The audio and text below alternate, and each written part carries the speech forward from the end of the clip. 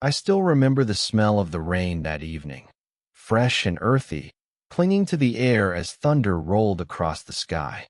My father-in-law, Gerald Whitmore, had just stepped out of the house, his coat flapping slightly as the wind picked up. He turned back one last time before entering his black sedan, eyes meeting mine in a way that felt heavier than usual. He didn't smile. He didn't wave. Just a nod. And then he drove off, headed toward a meeting in Abilene. It was supposed to be routine. Nothing out of the ordinary. But that night, when he didn't return, a storm began. Not just in the sky, but in our lives. Before we dive into the story, we'll love to thank you for your continued support to this channel. If you enjoy this story and stories like this, kindly subscribe and hit on the notification button so you don't miss any of our stories. Our shout-out goes to George from Broadway, North Carolina, United States of America. We will love to hear from you also. Tell us where you're watching from in the comments section. We'll love to give you a shout-out in our next video. Now let's begin. The police found his car the next morning. It had been abandoned near a bridge on the outskirts of town, engine still warm, door left ajar. No blood, no signs of struggle. Just a phone with no recent calls, and his briefcase empty. The speculation began instantly. Some whispered suicide, others assumed foul play. But the truth was more confusing than either. The family held on to hope for a few months, then slowly began treating him as gone. No funeral, just a memorial.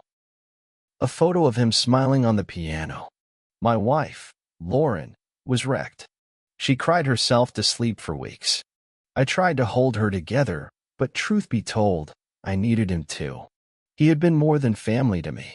He was my mentor, my role model, the one man who saw value in me even when the world didn't. Things fell apart quickly after that. Richard, Gerald's younger brother, came forward with a folder full of documents. He claimed Gerald had granted him power of attorney shortly before the disappearance, citing some vague illness. I was skeptical, so was Lauren, but we were grieving, too vulnerable to fight. The lawyer confirmed the paperwork was valid, though my gut said otherwise. Within weeks, Richard had control over the cotton factory, the estate, the assets, everything. Then came the eviction notice. It was hand-delivered by a courier who barely made eye contact as he shoved the envelope into my hands. We were told to vacate within 30 days. Family restructuring, Richard called it. Said we'd be better off with a fresh start. Said Gerald would have wanted it that way. We moved into a tiny rental on the edge of town. No marble floors. No grand chandeliers. Just a creaky two-bedroom with peeling paint and a furnace that groaned louder than it worked. I started doing late shifts at a warehouse to make ends meet, and Lauren began tutoring local kids to bring in extra money. For the first time in her life, she knew what it meant to skip luxuries. I hated seeing her like that, so far from the woman who used to walk barefoot across polished floors, humming while her father played piano in the sunlit drawing room. But she adjusted. We both did. And when our daughter, Grace, was born 2 years later, we found new purpose in our struggles. Still, the pain lingered. Not just because Gerald was gone, but because of how easily his memory had been erased. Richard thrived. He renovated the estate, expanded the factory, and strutted around like a cellmate king. We heard about the lavish parties, the charity auctions, the magazine interviews where he claimed to have rescued the business from collapse. I kept my distance, swallowed my anger, and tried to focus on building something for my family. But late at night, when the house was quiet, I'd sometimes look at the framed photo of Gerald on our shelf, one of the few things we managed to keep, and whisper a promise. One day, I'll find the truth. One day, we'll come home. Little did I know, that day would come sooner than I expected, and in a way none of us could have ever imagined. It was the night before Christmas Eve when everything changed again, 7 long years since Gerald disappeared without a trace. That night, the Whitmore family had gathered at the estate for the annual holiday dinner. We hadn't been invited in years, of course. Richard had made it clear after the eviction that we were no longer part of the inner circle. But this time, something was different. A formal invitation, printed on thick cream paper, had arrived at our door a week before, addressed to Mr. and Mrs. Daniel Pearson family. Lauren hesitated, but I convinced her to go. A part of me was curious. Maybe something had shifted. Maybe Richard had grown a conscience. I had no idea how wrong I was. When we walked through the grand doors of the estate that night, it was like stepping into a memory that didn't want us anymore. The crystal chandeliers sparkled as waiters in black suits passed around hors d'oeuvres. The scent of rosemary and roast duck hung in the air, mingling with laughter and clinking glasses. Every corner of the house screamed wealth and power, ours once, now so completely out of reach it almost hurt to breathe. Lauren held my arm tightly as eyes turned toward us. Some family members smiled politely. Others turned away. Richard stood at the far end of the room, raising his glass and giving us a nod that felt more like a warning than a welcome. Dinner was served in the long dining hall, where Gerald's portrait still hung above the fireplace. It was surreal to see him up there, frozen in time, while the man responsible for burying his legacy sat smugly beneath him carving turkey. Grace, now 6, sat quietly between us, her little hands folded in her lap. I watched her looking around in wonder, having never seen the world her mother grew up in. For a moment, I almost convinced myself this night would pass quietly, that we'd eat, make small talk, and leave with dignity. I never expected the door to open the way it did. It was the sound of the door creaking that turned every head. At first, I thought it was a servant, until I saw the shadow step forward. He was tall, older, walking slowly with a cane. His hair had gone gray, his beard thick and trimmed.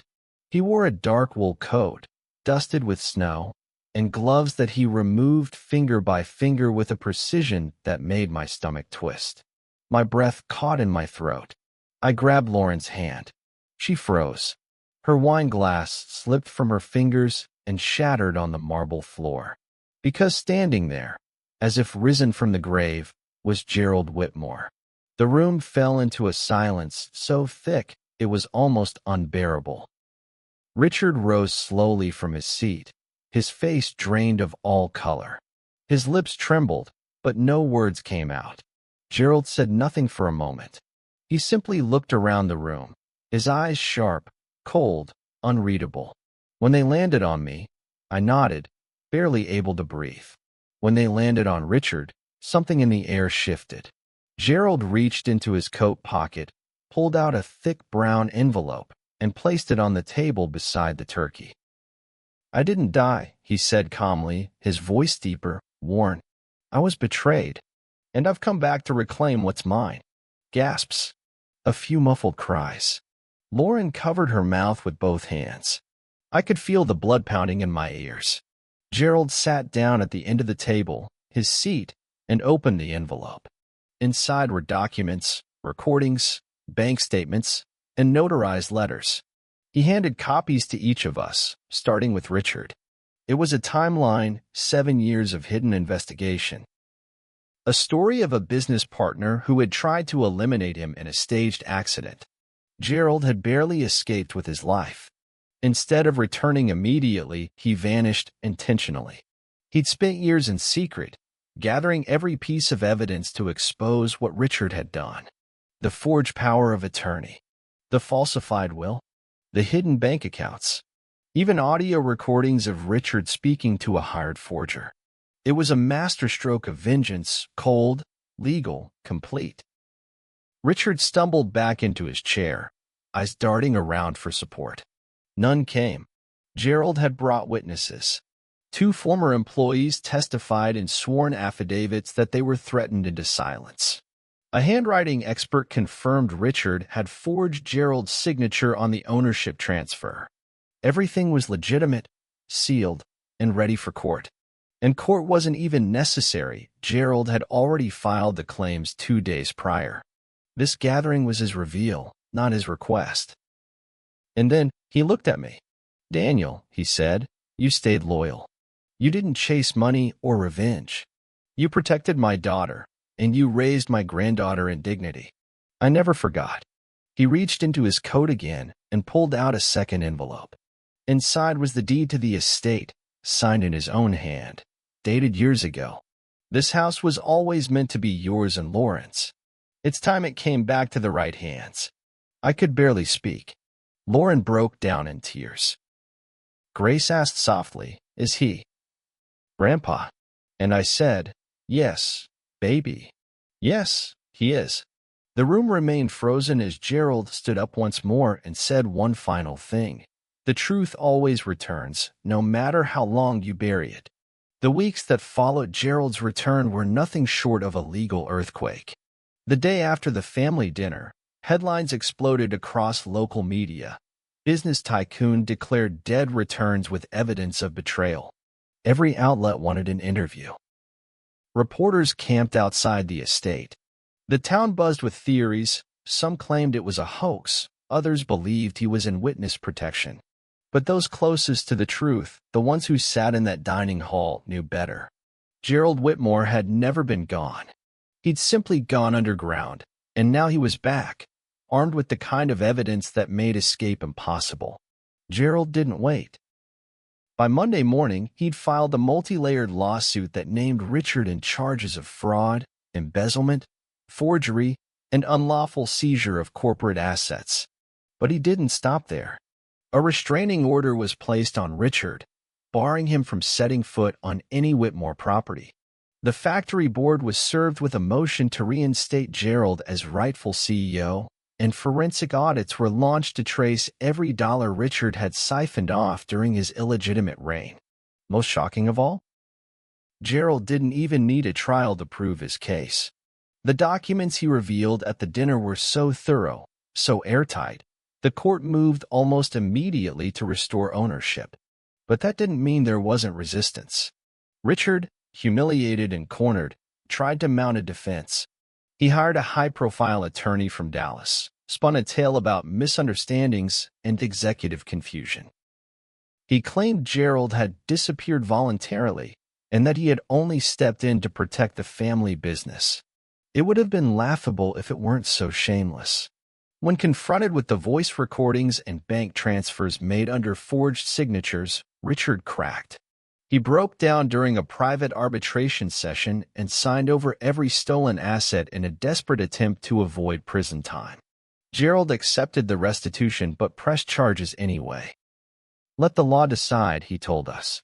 "Some wounds only close with justice." The day the estate was legally returned to us was a quiet one. No grand ceremony. No cameras.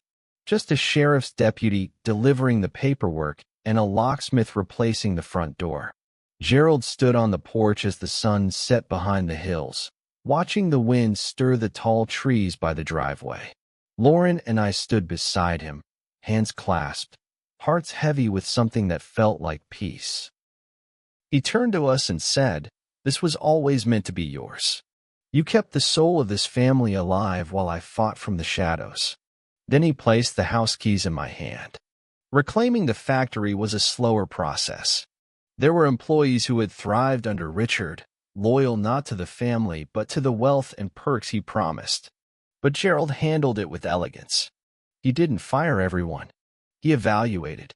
He offered second chances. "We rebuild with integrity, or we rebuild nothing," he said. Slowly, the factory culture shifted.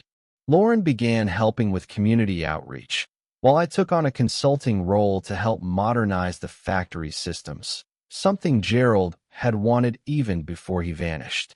We didn't just recover what was lost, we reshaped it, redefined it. But the most powerful change wasn't in property or paper. It was in the people. Grace began calling Gerald Papa G, her own name for the man she never got to meet until he walked back into her life like a legend returned. Lauren found herself again, not the fragile girl evicted from her home, but a woman of strength and quiet fire.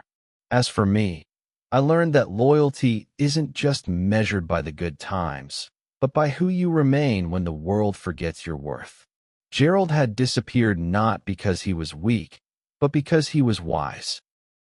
And he returned not to beg, but to conquer with evidence, with honor, and with the silence of a man who never needed applause to prove he was right. Richard, on the other hand, faded into obscurity. Stripped of assets and status, he moved out of town within months. Last we heard, he was living in a small apartment above a strip mall in Amarillo. No one from the family speaks to him. No one visits. His name, once sewn into the fabric of Whitmore Enterprises, is now just a cautionary footnote. On the one-year anniversary of Gerald's return, we held a private dinner at the estate, just close family and friends. No headlines, no speeches, just stories, laughter, and the sound of a piano being played again in the grand hall. Gerald's hands, though slower than before, danced over the keys as if no time had passed.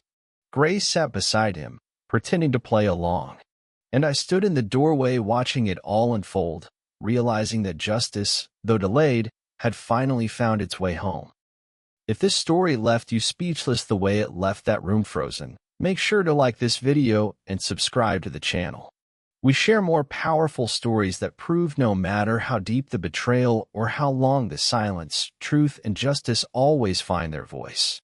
Leave a comment below. What would you have done if your family's legacy was stolen? See you soon in the next story.